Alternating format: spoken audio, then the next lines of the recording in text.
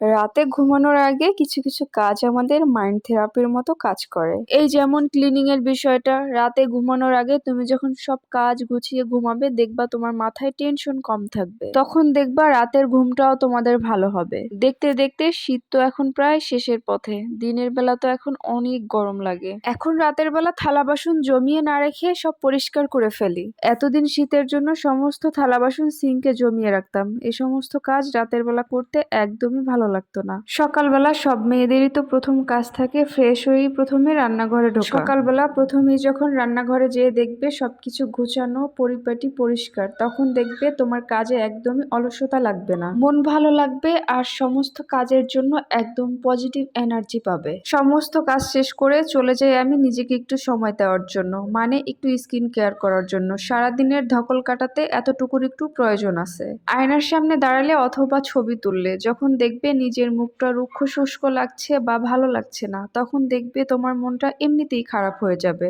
মাম্মাম তো আসলে এখন অনেক ছোট, এজন্য আসলে নিজেকে ওভাবে সময় দিতে পারছি না, তবে এখন চেষ্টা করছি একটু একটু।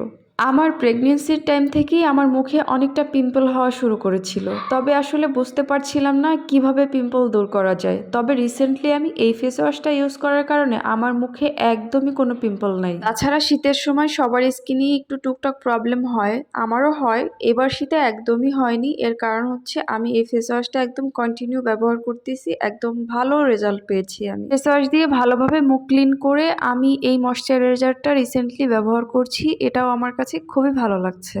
ময়শ্চারাইজার ইউজ না করলে আমি নর্মালি কোকোনাট অয়েলই ব্যবহার করি সব সময় রাতের বেলা। আমি আসলে কখনোই ক্রিম মেখে ধবধবে সাদা হতে চাই না, আমি চাই আমার স্কিনটা যেমন আছে আল্লাহ তাআলা যেমন দিয়েছে অতটুকুই ভালো থাকুক, হেলদি থাকুক। আমার স্কিন কেয়ার কমপ্লিট করে সব কাজ শেষ করে এইভাবে আমি রাতের বেলা ঘুমাই। আজকে তাহলে এখানেই শেষ করছি, সবাই ভালো থেকো, আমার জন্য দোয়া করো।